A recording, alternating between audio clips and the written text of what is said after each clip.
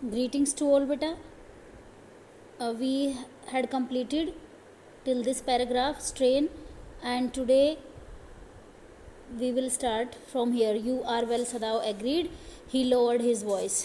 सदाव यहाँ पे क्या कह रहा था? सदाव यंग अमेरिकन से बातें कर रहा था और उसको लगातार 3 दिन हो चुके थे सदाव को अपनी नींद ख़राब करते। उसका जो सदाव को रेस्टलेसनेस बनी हुई थी, ये सोच सोच करके आज क्या होगा, कल क्या होगा, जनरल के आदमी आ रहे हैं नहीं आ रहे हैं, तो ये सब क्या सिचुएशन थी, सदाव को परेशानी में डाला हुआ था। तो सदाव जब उसको देखता है कि जब वो अगली थर्ड मॉर्निंग को आता है और वो जो अमेरिकन है वो अच्छे से तैयार खड़ा हुआ है, तो सदाव क्या कहता है, यू आर वेल नाउ, तुम बिल्कुल ठीक हो, and you are well that I think, तुम इतने ठीक हो that I think if I put my boat on the shore tonight, कि अगर आज मैं किनारे पर अपनी नाव है, बोट है, वो रख दूँगा और उसके अंदर एक्स्ट्रा फूड, एक्स्ट्रा क्लोथिंग, उसके अंदर खाना और कपड़े रख दूँगा, then you might be able to row to that little island not far from the coast. तो तुम इतने स्वस्थ हो चुके हो कि तुम अपने आप से रोइंग करके, नाव का चलाना रो करना होता है, रोइंग करके, और यहाँ से जो वो छोटा सा आइलैंड है ना, जो फार फ्रॉम द कोस्ट, जो कोस्ट वही किनारा, शोर होता है, इस किनारे से दूर जो वो छोटा सा आइलैंड दिखता है ना, वहाँ तुम आराम से जा सकते हो। और आगे वो कहता है इट इज़ सो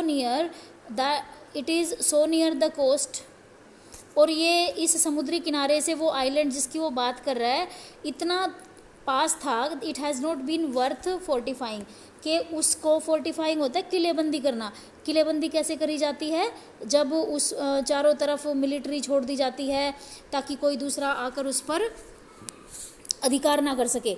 तो सदाव पता है ये बात क्यों कह रहा है, सदाव ये बात इसलिए कह रहा है क्योंकि ये वो आइलैंड है जिस आइलैंड को उसके फादर अक्सर उसको दिखाया करते थे, लेसन के अंदर भी पहले आया है, उसके फादर दिखाते थे, कहते थे वो आइलैंड देखो, वो जापान के फ्यूचर में ज़रूर कुछ कंट्रीब्यूशन कर सकता है, मतलब कि वो जो आइलैंड था वो बहुत ही इम्पोर्टेंट था जापान के लिए। तो यहाँ पर सदाव कहता है कि वो आइलैंड किनारे के इतनी पास है कि उसकी घेराबंदी करनी भी गवर्नमेंट ज़रूरी नहीं समझती, क्योंकि वैसे ही उस पर नज़रें रखी जा सकती है। कोई चीज़ आपके, जैसे अगर कोई बड़ा शहर है और उसके पास कोई छोटी मोटी ऐसी जगह हैं जहाँ पर पुलिस की तैनाती करना ज़रूरी है, लेकिन सिर्फ इसको अगर इसलिए छोड़ दिया जाए कि वो बहुत पास है, उसमें स्पेशल फोर्सेस की ज़रूरत नहीं है, जो बड़े शहर को देख रही है वो भी उसको देख सकते हैं, तो कुछ ऐसा केस है आराम से जो गवर्नमेंट की नज़रें हैं और मतलब उस पर कोई भी दूसरा आकर के वहाँ कोई दूसरी एक्टिविटी शुरू नहीं कर सकता, क्योंकि किनारे से साफ साफ दिखाई देता है किसने उस पर कदम रखा है और किस पर नहीं। तो सदाव यही उसको कहता है कि उस आइलैंड पर तुम रॉ करके नाव चला के आराम से जा सकते हो, और उसकी किलेबंदी भी नहीं हुई है, वहाँ पर कोई नहीं है, नोबडी लिव्स ऑन इट, उस आइलैंड पर कोई नहीं रहता। और एक कारण ये है क्योंकि इन स्टॉर्म इट इज़ सबमर्ज होता है, ड्राउन हो जाना, क्योंकि जब तूफ़ान का टाइम होता है, तूफ़ान में लहरें ऊंची हो जाती है, बाढ़ वगैरह जैसी ऐसी कोई भयानक स्थिति पड़ती है तो ये डूब जाता है, और इसलिए यहाँ पे कोई रहता भी नहीं है। But this is not the season off storm, वो कहता है, लेकिन डूबने की स्थिति ना कब होती है, तूफ़ान के टाइम में होती है, और अब वो तूफ़ान आने का भी एक सीज़न होता है, अब नहीं है। You could live there until you saw a Korean fishing boat, और तुम वहाँ आराम से रह सकते हो जब तक तुम्हें कोई कोरियन फिशिंग बोट नहीं दिखती, मतलब एक ऐसी फिशिंग बोट जो कोरियन हो, कोरिया के लोगों की हो, और जब वो वहाँ से पास करेगी ना, आइलैंड के पास से कोई कोरियन फिशिंग बोट जाए तो तुम उससे हेल्प ले लेना। और वो कहता है कि they pass quite near the island because the water is many fathoms deep there, वहाँ आइलैंड के पास पानी कैसा है, मैनी फैदम्स डीप है, फैदम है जो मेज़रमेंट का यूनिट होता है पानी को मापने का, कि वहाँ पर पानी काफ़ी गहरा है, और ये फ़िशिंग बोट वहाँ पर क्या आती हैं, मछली पकड़ने के लिए वहाँ ज़रूर जाती है, क्योंकि वहाँ उनको अबंडेंस में फ़िश मिल जाती हैं। तो जैसे ही तुम्हें कोई कोरियन शिप दिखाई दे तुम वहाँ से हेल्प ले लेना। अब सदाव ने यहाँ पे कोरियन शिप की ही बात क्यों कही है, क्योंकि कोरिया का अमेरिकन्स के साथ अच्छा रिलेशन था, साउथ कोरिया का, तो इसलिए किसी भी अमेरिकन को जब स्ट्रेस में या फिर डिस्ट्रेस्ड सिचुएशन में कोई कोरियन देखेगा तो वो ज़रूर हेल्प करेगा। और इसके अलावा जापानीज़ का उनके साथ क्या रिलेशन है, जापानीज़ का और अमेरिकन्स का ये कह सकते हो कि दुश्मनी है। अब क्या होता है, the young man stared at him, young man वो सुन रहा है, स्लोली कॉम्प्रीहेंडिंग, कॉम्प्रीहेंडिंग मतलब he was understanding what ever Sadao was saying, वो समझने की कोशिश कर रहा है और कहता है डू आई हैव टू, क्या मुझे सचमुच में ऐसा करना पड़ेगा, पूछता है वो।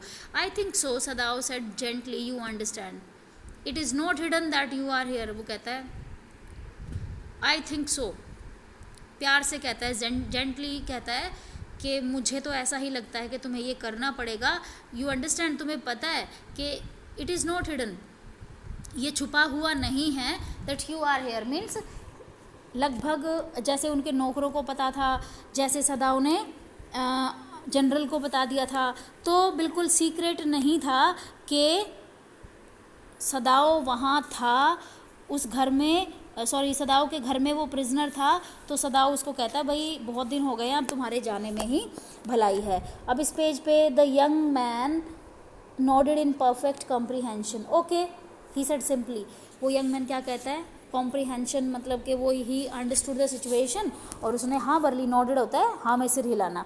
अब क्या हुआ फिर, Sadao did not see him again until evening, Sadao को क्या करना था, उसको घर से निकालने की तैयारी करनी थी। सदाओ सुबह उसको मिला था और फिर शाम तक घर पे नहीं लौटा।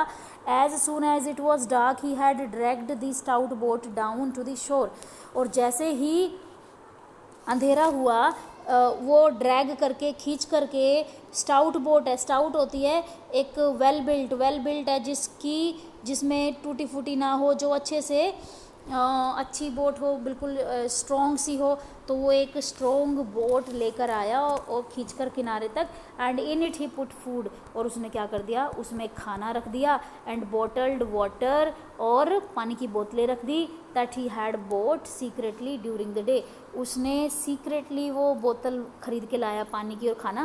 देखो खाना और पानी उसने घर पे से अरेंज नहीं किया, घर पे से करता तो हाना को बताना पड़ता कि कहाँ लेके जा रहे हो कहाँ नहीं, लेकिन ये जो काम कर रहा है ये बिल्कुल सीक्रेटली कर रहा है, और इसने ना हाना को बताया है और ना ही किसी को बताया इस बारे में।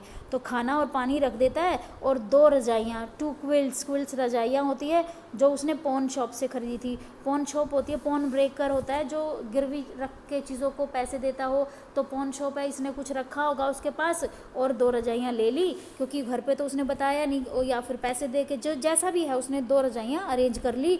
The boat he tied to a post है जैसे किनारे पर कोई पिलर हो, कोई खूंटा वगैरह हो, तो उससे उसने नाव को बांध रखा था। क्यों, क्योंकि for the tide was high, क्योंकि लहरें ना थोड़ी ऊंची थी, और ऊंची लहरों की वजह से नाव कभी खिसक के पानी के बीच में ना चली जाए, तो वो नाव को किनारे बांध कर आया था। देयर वॉज नो मून, चांदनी रात नहीं थी, चांद नहीं था आसमान में, और अगर वो लाइट जला के काम करेगा तो हो सकता है हाना की नज़र पड़ जाए। तो जो, क्योंकि उनका घर तो बिल्कुल किनारे के नज़दीक है, तो किनारे के नज़दीक होते हुए भी उसने काम जो है बिना फ्लैश लाइट होता है टॉर्च, बिना टॉर्च के वो काम कर रहा है, क्योंकि लाइट पड़ते ही कोई भी पूछेगा कि कौन है वहाँ, क्या कर रहा है। तो ऐसा करने में सदाओ को बड़ी डिफ़िकल्टी हुई है, लेकिन फिर भी सदाओ ने ये सारा काम किया, उस अमेरिकन के लिए नाव तैयार करी है, उसमें खाना पीना रजाइयाँ सब इंतज़ाम कर दिया। When he came to the house, ये इंतज़ाम उसमें कब किया है, शाम को किया है। फिर उसके बाद वो घर आता है, घर आने के बाद नहीं गया, वो आया ही घर बाद में, पहले इंतज़ाम किए हैं। फिर वो घर पे आया है, ही entered as though he were just back from his work, और फिर जब वो घर आया है तो ऐसे एंट्री करिए जैसे वो अपने काम से लौटा हो, क्योंकि वो एक डॉक्टर था। And so Hana knew nothing, और ऐसे लौटा था जैसे वो काम से आया हो। हाना को इसलिए कोई जानकारी नहीं हुई। हाना तो एज़ यूजुअल जो है इससे बात करती है। हाना जैसे ही सदाओ से मिलती है, सदाओ को वो सपर सर्व करती है। सपर जो इवनिंग मील होता है हल्का फुल्का, क्योंकि रात को डिनर किया जाता है, रात से पहले जो खाना होता है थोड़ा सा, क्योंकि ये लोग रात को डिनर लेट करते हैं, तो उसको सपर सर्व कर रही है और कहती है यूमी वॉज हेयर टुडे।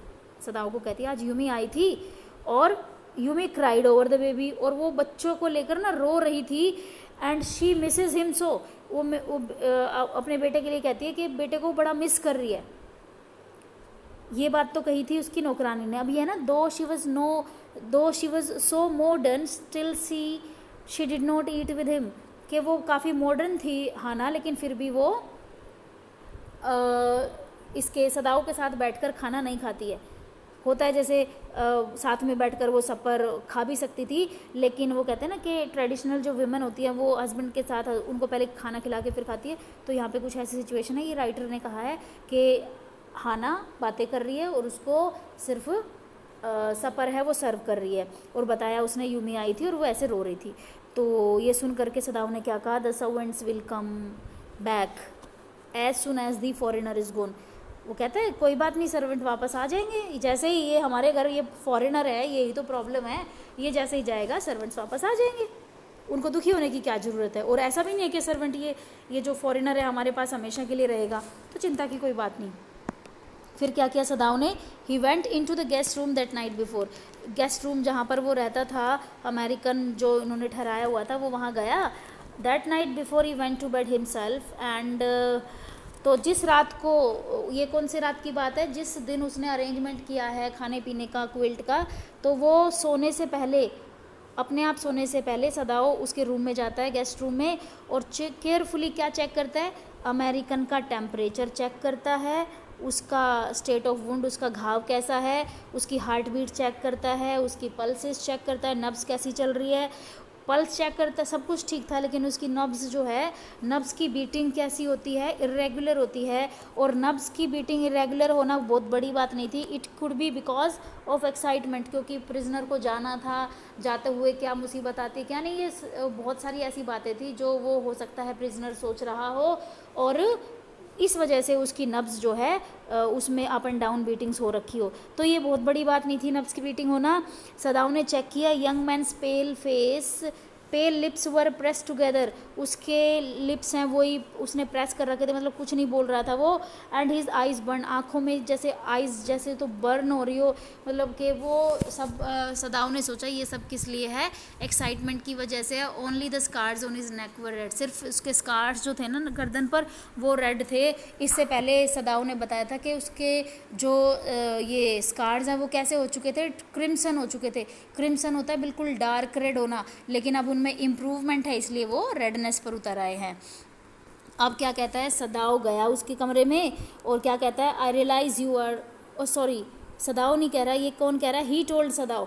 जैसे ही सदाओ को देखता है वो अमेरिकन क्या कहता है, I realize you are saving my life again, मुझे लगता है आप मेरी लाइफ फिर से बचा रहे हो। सदाओ ने इस पर क्या कहा, not at all, it is only inconvenient to have you here any longer, मैं तुम्हारी लाइफ नहीं बचा रहा, मैं तो अपने लिए अच्छा कर रहा हूँ, मतलब मेरे लिए ये बहुत सुविधाजनक है कि तुम यहाँ से जाओ, क्योंकि जब तक तुम यहाँ रहोगे मेरी जान पे खतरा बना रहेगा, मेरे दिमाग को संतुष्टि नहीं मिलेगी। क्योंकि सदाओ को कभी भी अगर कोई आ जाता है और पुलिस के हैंडओवर उसको किसी और ने कर दिया, ये मिस्ट्री है, ये जो सीक्रेट था नौकरों ने ही अगर इसको रिवील कर दिया किसी के सामने, तो सदाओ के लिए बहुत मुश्किल हो सकती थी।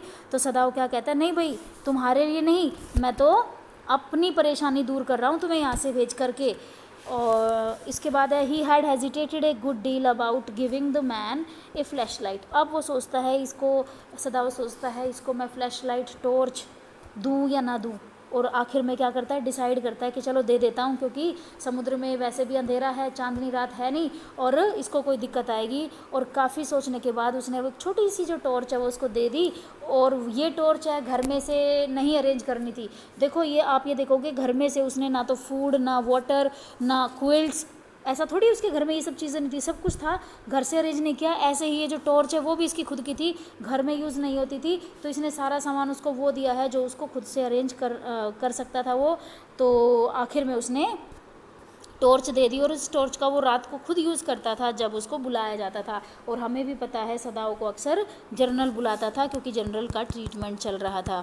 अब क्या होता है, ये स्टेटमेंट है, देखिए इन्वर्टेड कोमास हैं, if your food runs out before you catch a boat.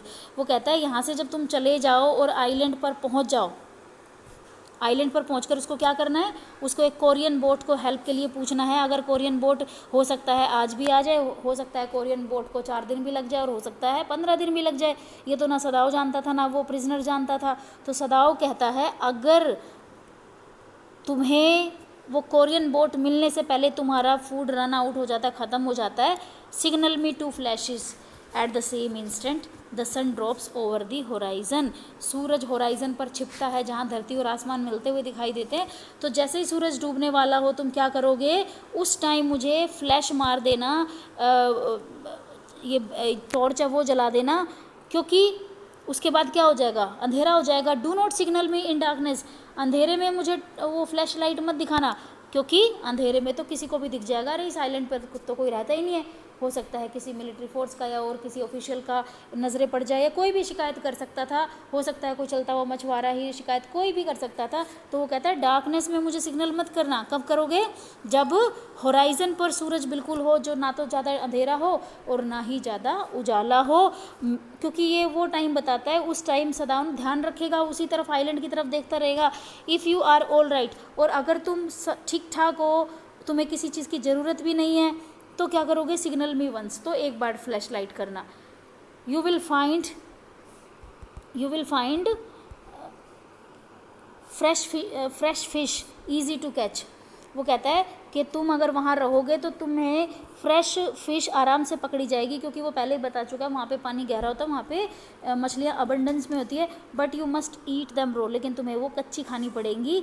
A fire would be seen, क्योंकि अगर तुमने वहाँ आग जलाई तो आग जलाओगे उनको मछलियों को पकाने के लिए, भूनने के लिए, लेकिन आग से तुम पकड़े जाओगे. इसलिए अगर तुम मुसीबत में हो, तुम्हें कुछ ज़रूरत है, तो फ्लैश लाइट 2 बार जलाना, और अगर तुम वहाँ हो, सेफ हो, तो हर रोज़ फ्लैश लाइट 1 बार जलाना. या उस यंग मैन ने क्या कहा, okay. The young man breathed. Young man ने सांस लेकर कहा ठीक है, ऐसा ही करता हूँ. Next we will study tomorrow.